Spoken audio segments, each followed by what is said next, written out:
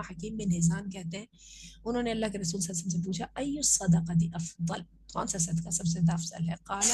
ابدا، زکوٰۃ blood relation پہ بھی پرمیسیبل ہے زکوٰۃ کے علاوہ صدقہ نہ دے سکیں۔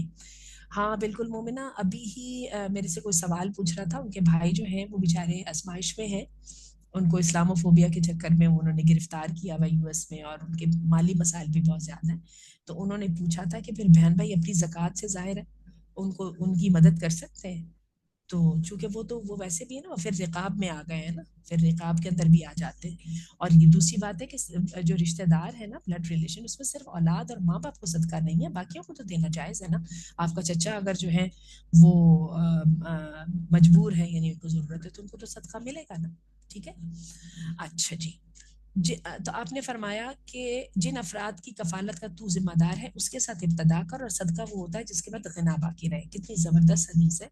اللہ کے رسول صلی اللہ علیہ وسلم نے پوچھا کون سا صدقہ اچھا ہے، تو آپ نے فرمایا جن افراد کی کفالت کا تو ذمہ دار ہے ان کے ساتھ ابتدا کر۔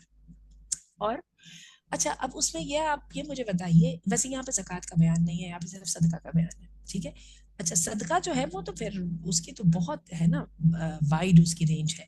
آپ مجھے یہ بتائیے کہ حدیث آتی ہے نا کہ اللہ کے رسول نے فرمایا کہ سب سے پہلا جو بہترین لقمہ جو انسان اپنی بیوی کے منہ میں ڈالتا ہے، اب وہ بھی تو اس کو بھی صدقے میں ڈال دی،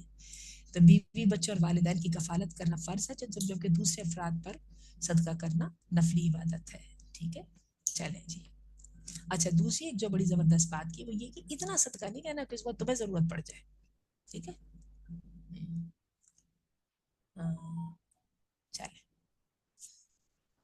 بیا ایک حدیث رہ گئی نا جان، یہ اوپر والی دیکھیے، ہاں یہاں پہ عن جابر ابن سمورہ رضی اللہ عنہ مرفوعا، جابر بن سمورہ سے روایت ہے اذا اعطى اللہ احدکم خیرا، جب تم میں سے کسی ایک کو اللہ مال عطا فرمائے، فلیبدأ بنفسہ واہل بیتہ، تو اس کو چاہے سب سے پہلے اپنی جان پر خرچ کرے، اپنے ذات کا بھی حق ہے اور اپنے گھر